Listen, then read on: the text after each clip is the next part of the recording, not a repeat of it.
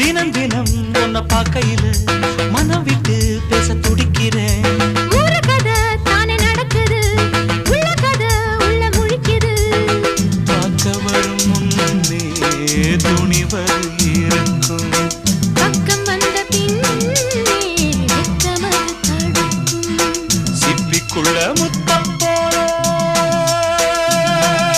நெஞ்சுக்குள்ள காதல மூடி மூடி வைப்பதும் ஏனோ. தொண்டக்குழி வரைக்கும்